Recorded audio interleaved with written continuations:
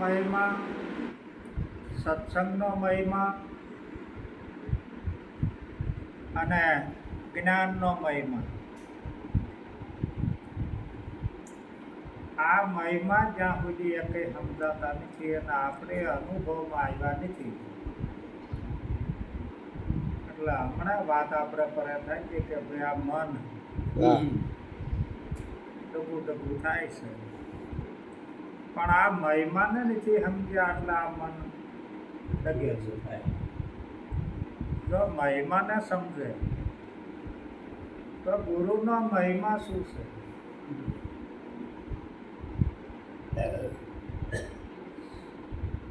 સર્વે વિષયોમાંથી, જન્મ અને મરણમાંથી અને 84માંથી અને કર્મોમાંથી છોડાવી દે છે.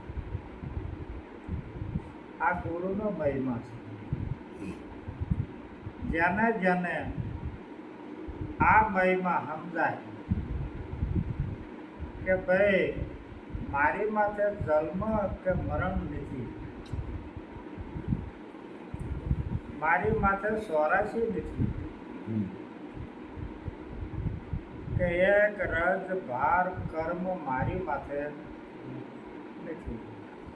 જુઓ કે કૃષ્ણ ભગવાનને કર્મની ઉપમા તો ઘણી આપી છે કે હે અર્જુન, તું કર્મ કર,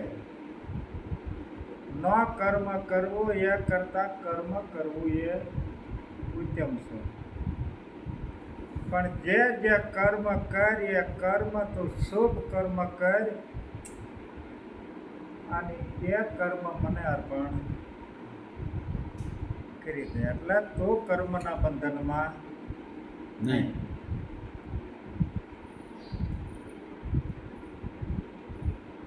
કારણ કે સત્યનો મહિમા શું કે સત્યની ભૂમિકામાં અસત્ય સંભવતું નથી. ત્યાં સત્ય છે ના અસત્ય ક્યારે સંભવતું નથી. એટલે તમારા સત્ય છે એ તમારા ચારિત્ર્યની શુદ્ધિ કરે છે અને મનની મલિનતા કાઢે છે અને આરતવાન અને પરખદાર બનાવે છે. પારખ બની જાઓ છો કે હું કોણ છું અને હરી કેવા છે. આ બેની પારખ બનાવે છે. આ નિષ્ઠા આપણે પકડવાની છે. આ નિષ્ઠા, આ દ્રઢતા, આ વિશ્વાસ ભાઈ છે કેળવવો પડે. તો જ્ઞાનનો મહિમા શું છે? જ્ઞાનથી ગોવિંદની પણ ઓળખાણ થાય છે, જ્ઞાનથી આત્માની ઓળખાણ થાય છે અને જ્ઞાનથી પોતાના સ્વરૂપનો પોતાને અનુભવ થાય છે. આ જ્ઞાનનો મહિમા છે. જ્ઞાનથી ગોવિંદ ઓળખ્યા મેં જ્ઞાનથી.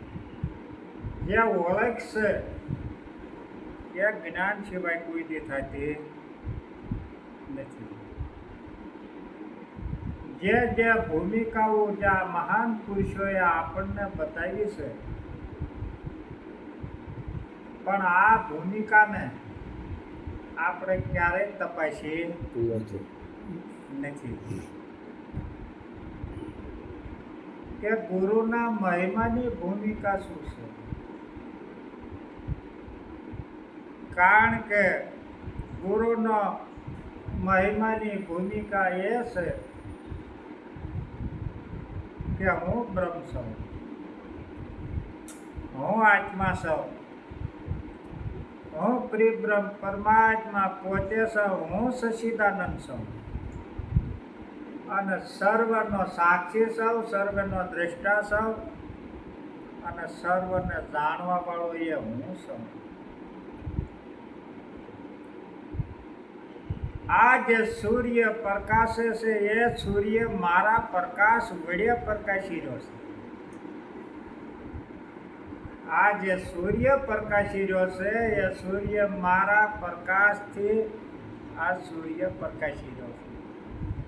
આ પદ તમારું છે.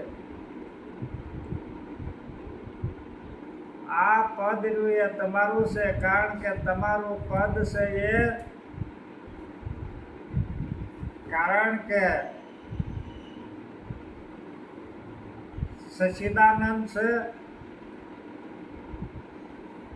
અને આ પદને તમારે સંભાળવું પડશે. એટલા માટે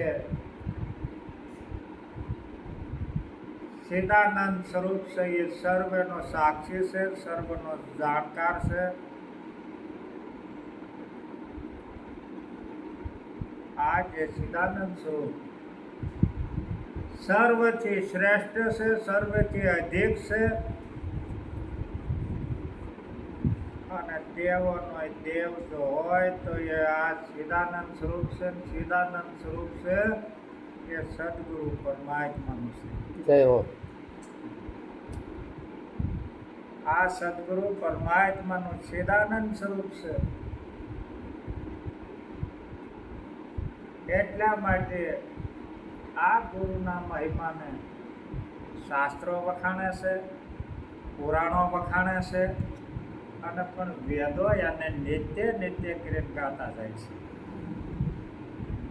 આ ગુરુનો મહિમા જ્યાં સુધી ગુરુના મહિમાને નહીં સમજીએ, જ્યાં સુધી સત્યના મહિમાને નહીં સમજીએ, જ્યાં સુધી જ્ઞાનના મહિમાને નહીં સમજીએ, ત્યાં સુધી જ્યાં દેહના ભાવમાંથી જુદા નહીં પડી, જ્યાં સુધી દેહનો ભાવ છે ત્યાં સુધી સમજી લેવાનું કે આ મરતું લોક છે. જ્યારે વિદેહનો ભાવ જ્યારે પ્રગટ થાય ત્યારે સમજી લેવું કે આ સત્ય સ્વરૂપ અખંડ છે, અવિનાશી છે, એ મારું સ્વરૂપ છે. હું વિદેહી છું, હું આ દેહી નથી. એટલા માટે આ મરતું લોકમાંથી સદગુરુ પરમાત્માએ તે સમયે આને મુક્ત કર્યો છે. તન અને મન અને ધન ને શીશની કુરબાની કરતા પોતાનું સ્વરૂપ પોતાને જણાવ્યું. જય હો. પોતાના સ્વરૂપનો પોતાને અનુભવ થઈ ગયો. આજ લગી હું એમ માનતો હતો કે આ જો એ હું છું, પણ એ તું નહીં. તું જે આ તન અને મન અને ધન દેનારો બાવનથી એટલે બરાબર નિષ્ઠા પકડજો અને પૂરણ દ્રઢતા અને વિશ્વાસ લાવજો. કારણ કે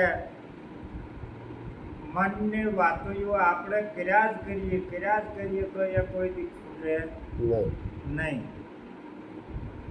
મન સદગુરુના શરણે હોંચ્યા પછી મન જ નથી રહ્યું. જેને સદગુરુના શરણે આનું અર્પણ કરી દીધું છે, એની કુરબાની કરી દીધી છે, પછી મન જ નથી રહ્યું. કારણ કે મન શું બન્યું છે એનો અનુભવ કરો. કારણ કે જે મન છે એ બ્રહ્માકાર બની ગયું છે. મન કેવી રીતે હતું? જ્યાં સુધી દરિયો અને દરિયાની લહેરો આપણને જુદી દેખાતી હતી. દરિયો અને દરિયામાં જે લહેરો છે એ આપણને જુદું દેખાતું, પણ દરિયો અને લહેરી જુદું નથી. કારણ કે લહેરી ક્ષમતામાં દરિયો દેખાય છે. એટલે એક વખત સંત કબીરના રોહિદાસ મીરાના ગુરુ બેયનો સમાગમ થાય. સમાગમ થતા થતા રોહિદાસે એક પ્રશ્ન કર્યો સંત કબીરને કે આ જે દરિયામાં આ લહેર્યું છે, આ લહેર્યું શામાંથી ઉત્પન્ન થાય છે? એટલે સંત કબીરે હસતા હસતા કીધું કે રોહિદાસ, લહેર્યું જ નથી, પણ ક્યાં દેખાય છે ને કે નહીં? તમે આ સમુદ્રમાં ડબકી મારી દો, તમે આ સમુદ્રમાં ડૂબકી મારી દો અને પછી લહેર્યું જોવો, પછી લહેર્યું દેખાતી નથી. એમ જ્યાં સુધી આપણે ભીતરમાં ગયા નથી ત્યાં સુધી મન ઊભું છે. પણ જે ભીતરમાં જે પુરુષ વયો ગયો છે એના માટે આ જગતય નથી અને કોઈ પણ લહેર્યું નથી. એટલા માટે ભીતરમાં તમે તપાસો તો મન જેવું કાંઈ છે નહીં. કારણ કે હવે જો તમે આના અનુભવ કરો તો તમારી બુદ્ધિ તમારી આગળ નથી. તમારી બુદ્ધિ છે એમ તન હારે ગઈ છે, તમારું મન છે એ તન હારે ગયું છે, અને જે ધન છે એ તમારો તન હારે ગયું છે, અને આ શીશર્યું એ તન હારે વહી ગયું છે. હવે જે તમને આપ્યું છે એ ગુરુગમ આપ્યું છે. શું આપ્યું છે? ગુરુગમ આપી છે. જ્યાં સુધી ગુરુગમ આવે પછી એના માટે આ જગત ત્રણ કાળમાં નથી. જગત નથી, ગુરુગમ. કારણ કે જ્યારે જ્યારે ગુરુગમ આવે છે ત્યારે પરમાત્માની સામે છે ગુરુગમ. આપણી બુદ્ધિ કશું કામ નથી કરતી. કોણ ભગવાન છે, કોણ ઈશ્વર છે, કોણ દેવી અને દેવીઓ છે, આ બુદ્ધિને કાંઈ ખબર નથી. પણ ગુરુગમ આવી છે ત્યારથી આ વિશ્વની માલિકો એક શક્તિ છે અને એક પરમાત્મા છે. આ બીજું કાંઈ છે નહીં. બે જ છે, ત્રીજું નથી. એટલા માટે એક વખત મેં બધાને કીધું, મેં કીધું તમે આ બ્રહ્માને ગોતો છો, વિષ્ણુને ગોતો છો, મહેશને ગોતો છો, આનું મુકામ ક્યાં? આનું મુકામ ક્યાં? કે એ નથી ખબર તો હનુમાન છે આનું ગોતો. કારણ કે જે આ પાંચ તત્વનું પિંડ છે એ પાંચ તત્વ ને 3 ગુણથી સર્જન થયેલું છે. ત્રણેય દેવો તમારી હારે રહેવા વાળા છે. બ્રહ્મા તમારી હારે છે, વિષ્ણુ તમારી હારે છે અને શિવય તમારી હારે છે કે નહીં? હવે વિચાર કરો, બ્રહ્મા હોય ના વેદ હોય કે ન હોય? જ્યાં બ્રહ્મા છે ના વેદ હોય કે ન હોય? જ્યાં વિષ્ણુ છે ના વિષ્ણુનું પુરાણ હોય કે ન હોય? જ્યાં શિવ છે ના કણે શિવ પુરાણ હોય કે ન હોય? આ તમારે ક્યાંય બીજે ગોતવા જવાના છે કે એનું વાંચન આમાં જ કરવાનું છે? એનો અનુભવ અહીંયા જ કરવાનો છે, બીજે કાંઈ નહીં. કારણ કે તમારી જે શોકી જે ભરે છે આ બધા દેવો ભરી રહ્યા છે એની તમને ખબર નથી. કારણ કે બે ચક્ષુ છે એ સૂર્યદેવ છે અને ચંદ્રદેવ છે. આ તમારી સ્વાકી કરવા વાળા છે. આ અને આ કાનના દેવ, નાક ચક્ષુના દેવ, મુખના દેવ આ તમારી ફરતા છે હાથે કે નહીં, પણ આનો ઉપયોગ તમે વિષયોમાં કરો છો. આનો ઉપયોગ ક્યાં કરીએ છીએ? વિષયોમાં. આનો ઉપયોગ જે કરો તો બરાબર કરજો, કારણ કે જે ઉપયોગ કરો તો સદગુરુ પરમાત્મામાં આને જોડી અખિલ બ્રહ્માંડનો અને આ વિશ્વનો અધિપતિ સદગુરુ પરમાત્મા તમારી હાજરો હાજર છે. બોલો સદગુરુ મહારાજ.